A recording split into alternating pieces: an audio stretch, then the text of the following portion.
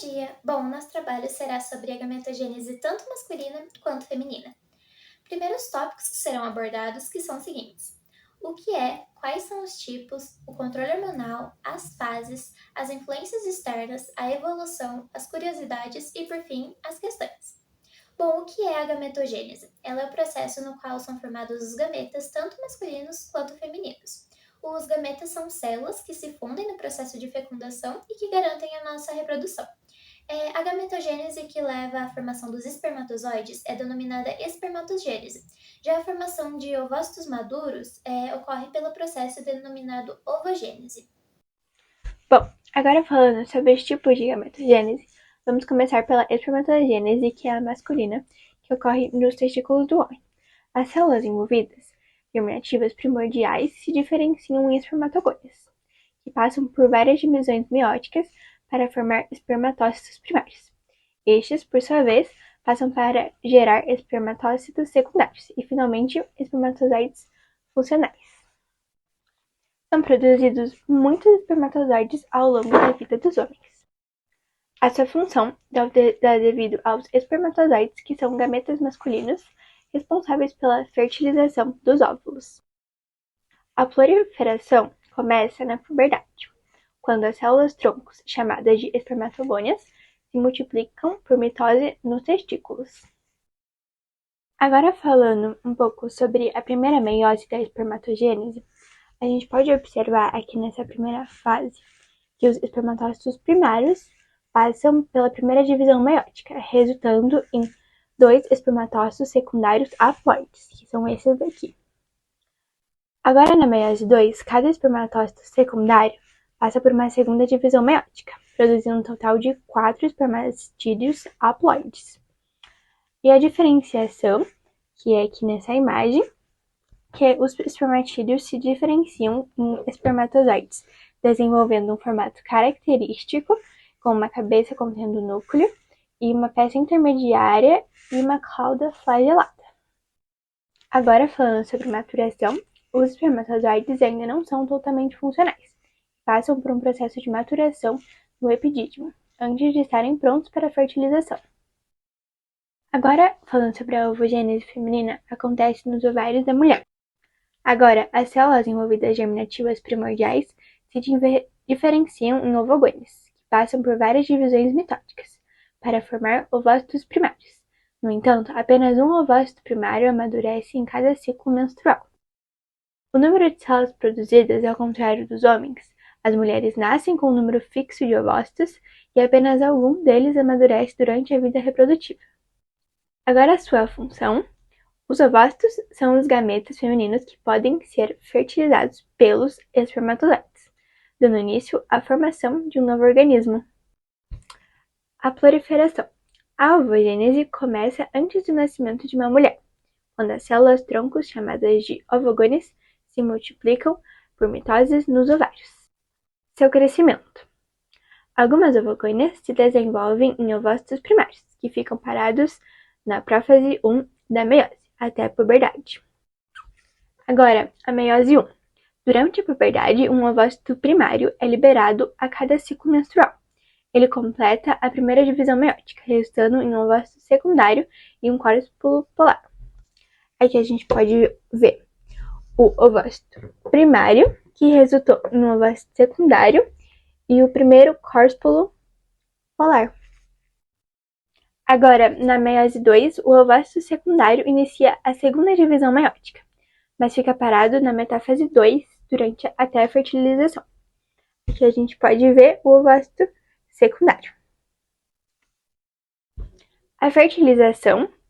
Se o ovócito secundário é fertilizado por um espermatozoide, a segunda divisão meiótica é concluída, gerando um óvulo maduro e outro corpúsculo polar.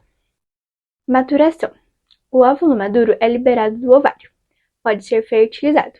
Caso a fertilização não ocorra, ele degenera. A principal diferença entre esses dois processos está na quantidade de células envolvidas e no momento em que ocorre. A espermatogênese produz 4 espermatozoides funcionais a partir de uma espermatogônia, enquanto a ovogênese gera apenas um óvulo funcional a partir de um ovócito primário. Além disso, a espermatogênese começa na puberdade e continua ao longo da vida, enquanto a ovogênese começa antes do nascimento da mulher e é concluída apenas se ocorrer fertilização. E quais são os hormônios que participam da gametogênese? Começando com os masculinos, temos o hormônio libertador de gonadotrofina, o GnRH. Ele faz a regulação da gametogênese masculina, que começa no hipotálamo, onde o GnRH é secretado. Ele estimula a glândula pituária interior a liberar gonadotrofinas. Agora, o hormônio folículo estimulante, o FSH. A FSH atua sobre as células da Sertoli, nos testículos. Essas células ajudam no desenvolvimento dos espermatozoides, fornecendo nutrientes e suportes. Agora, o hormônio luteinizante, o LH, também é liberado pela glândula pituária interior. Ela age sobre as células Leydig nos testículos, estimulando a produção de testosterona. A testosterona é o principal hormônio masculino, produzido nos testículos. Ela promove a maturação dos espermatozoides e mantém as características sexuais secundárias masculinas. Agora, o controle hormonal feminino. O hormônio libertador de gonadotrofina, o GnRH, assim como nos homens, o GnRH é liberado pelo hipotálamo, mas seu papel da gametogênese feminina é diferente. O hormônio folículo estimulante age nos ovários e estimula o desenvolvimento dos folículos ovarianos. Cada folículo contém um óvulo imaturo. O hormônio luteinizante, o LH, age nos ovários, desencadeando a ovulação. Ele faz com que o folículo maduro libere o óvulo. Estrogênio. Os folículos em crescimento produzem estrogênio, que é um hormônio feminino importante. O estrogênio ajuda a regular o ciclo menstrual e prepara o útero para a gravidez. Progesterona. Após a ovulação, o folículo vazio se transforma no corpo lúteo, que secreta progesterona. A progesterona mantém o revestimento uterino para a implantação do óvulo fertilizado. Hormônio gonadotrofina coriônica humana, HCG. Se ocorrer a fertilização, o embrião libera o HCG, que mantém o corpo lúteo produzindo progesterona até que a placenta assuma a produção. Em resumo, o controle hormonal da gametogênese masculina envolve a regulação da produção de espermatozoides e testosterona, enquanto um controle hormonal da gametogênese feminina regula a produção dos óvulos, estrogênio e progesterona, juntamente os ciclos menstruais em gravidez. Ambos os processos são altamente regulados por um delicado equilíbrio de hormônio. Bom, eu vou falar sobre as fases da gametogênese. Na gametogênese feminina tem 3 fases, a da multiplicação, do crescimento e da maturação. Na fase de multiplicação, as células germinativas que estão nos folículos ovarianos de Graafi, elas passam por mitose e se multiplicam e formam as ovogônias. Nos humanos, essa fase ela tem um fim próximo no primeiro trimestre de gestação, então os bebês eles já nascem com quase 500 mil de folículos, os bebês do sexo feminino, no caso. E essa quantidade ela é limitada, só que ela vai durar para o resto da vida da mulher. Na fase do crescimento, as ovogônias elas aumentam de tamanho e passam pelo processo da meiose. O citoplasma ele é aumentado também e ele acumula várias substâncias nutritivas para a célula e o depósito desses nutrientes ele é conhecido como vitelo, que vai servir para a nutrição do embrião. E quando encerra essa fase de crescimento, as ovogônias elas se transformam nos ovócitos primários e essa fase ela vai até a puberdade da mulher. Na fase da maturação, ela é marcada pelo término da meiose no ovócito primário e ela vai dar origem a 2 células, um ovócito secundário, que ele é liberado na ovulação, e um glóbulo polar. A maturação ela vai iniciar quando a mulher alcança a maturidade sexual, que vai acontecer lá pelos 11, 15 anos de idade. A gametogênese masculina ela tem 4 fases, a da multiplicação, do crescimento, da maturação e a espermiogênese. Ela inicia com a fase da multiplicação, onde as células germinativas originam as espermatogônias, que são células diploides que ficam nos túbulos seminíferos, onde elas se multiplicam através da mitose. Cada célula diploide ela produz 2 células com o mesmo número de cromossomos. Na fase do crescimento, ela é marcada pelo aumento do volume da célula e ocorrência de uma segunda mitose, que produz espermatócitos primários, que também são células diploides. Na fase da maturação, acontece a primeira meiose, e os espermatócitos primários eles dão origem a 2 células haploides, ou seja, com metade do número de cromossomos. E a segunda meiose que ocorre nessa fase, ela produz 4 células haploides, que são chamadas de espermátides. A espermiogênese, também chamada de período de diferenciação, é a fase final da espermatogênese e é onde ocorre a transformação das espermátides em espermatozoides. A gametogênese masculina, ela pode ser chamada também de espermatogênese, e a gametogênese feminina pode ser chamada de ovogênese. A gametogênese, ela é um processo muito importante para a gente entender a reprodução sexuada e a participação dos gametas nesse tipo de reprodução. Ela contribui para a variabilidade genética por conta da fecundação, da mistura dos materiais genéticos que estão nos gametas. E essa variabilidade ela é importante tanto para a biodiversidade dos seres vivos, quanto para a gente ter indivíduos diferentes e únicos que pertencem a uma mesma espécie. Então, esse processo ele é fundamental para a evolução dos seres vivos. Bom, eu vou falar um pouco, sobre as influências externas e como elas afetam a gametogênese. Começando pela exposição a substâncias tóxicas.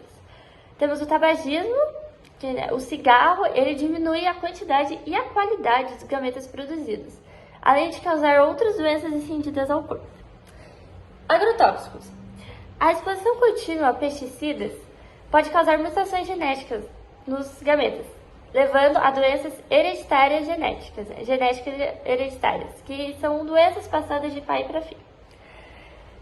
Temos também os produtos químicos industriais, que a exposição a esses produtos pode levar a várias complicações, como alterações hormonais, mutações genéticas e até mesmo o câncer. Afeta a qualidade e também a quantidade dos gametas e prejudica sua maturação. Consequentemente, sua capacidade de reprodução também é prejudicada. Também temos as radiações ionizantes. Vamos começar pela radiação eletromagnética, que são os raios-x emitidos por aparelhos de diagnóstico ou terapia, que podem causar danos ao DNA e aos cromossomos. Radiação UV, que é a exposição excessiva ao sol ou a ambientes com radiação, também causam mutações no DNA dos gametas. E a radioterapia, que é o tratamento contra o câncer com a radiação, ela atinge as células reprodutoras, comprometendo a gametogênese. E alguns hábitos de vida, como estresse, álcool e drogas, o consumo excessivo de bebidas alcoólicas, o uso de drogas e o estresse também interferem no equilíbrio hormonal e afeta a produção dos gametas. E exercícios físicos de baixa intensidade, eles estimulam a produção de esperma, mas exercícios intensos reduzem temporariamente a qualidade de esperma. E a alimentação também, que é importante, uma dieta equilibrada e rica em nutrientes melhora a quantidade e a qualidade desses gametas, enquanto dietas com excesso de gordura e açúcar prejudicam a produção de esperma, a produção dos gametas e a fertilidade também. Agora, falando um pouco sobre a adaptação às necessidades reprodutivas, eu vou falar dos animais aquáticos, animais terrestres, as plantas e os seres humanos. Então, começando pelos animais aquáticos, eles desenvolveram gametas leves e adaptados à flutuação na água, para aumentar as chances de fertilização. Os animais terrestres desenvolveram sistemas reprodutores internos com gametas protegidos, para aumentar a chance de fertilização e garantir a sobrevivência do filhote. Nas plantas, desenvolveram-se gametas especializados em polinização para permitir a fecundação cruzada e garantir maior variabilidade genética. Nos seres humanos, desenvolveram um sistema reprodutor complexo e altamente especializado, com fases distintas para a reprodução e fertilização dos gametas. Falando agora sobre a maturação dos gametas, tem as fases de maturação, que são diferentes fases, como a espermatogênese e a ovogênese, que acontecem no testículo e no ovário. Também tem os processos bioquímicos, que a maturação dos gametas envolve vários processos bioquímicos, como a síntese proteica e a regulação hormonal, que garantem a qualidade dos espermatozoides e dos óvulos. Também tem a importância da qualidade, que é fundamental para a fertilização e a reprodução saudável. A inseminação artificial e outras técnicas reprodutivas dependem da qualidade dos gametas. Olá, meu nome é Nicolas, e eu vou apresentar sobre a gametogênese as suas curiosidades. Uma das curiosidades que nós achamos seria um dos erros que pode acontecer durante a gametogênese, que seria os erros na disjunção de cromossomos durante a gametogênese humana, podendo levar à formação de indivíduos com condições genéticas, tais como a síndrome de Down e a síndrome de Klinefelter. E agora eu vou deixar a palavra com a Camila. As questões. Primeira questão. Com relação à gametogênese humana, é correto afirmar que A. Cada ovócito 1 produz 4 ovócitos 2. B. Ovogonias e ovócitos primários são formados durante toda a vida da mulher. C. Espermatogonias são formadas apenas durante a vida intrauterina. D. Cada espermatócito 1 produz um espermatozoide. E. A ovologênese só é concluída se o ovócito 2 for fecundado. Bom, a alternativa correta é a E, pois o ovócito secundário não termina a sua segunda divisão da meiose, ficando estacionado na metafase 1. A divisão só termina quando o ovócito secundário é fecundado. Se a fecundação não ocorrer, ela degenera-se. Questão 2. Todos os meses, por volta do 14º dia do ciclo menstrual, ocorre o processo de ovulação.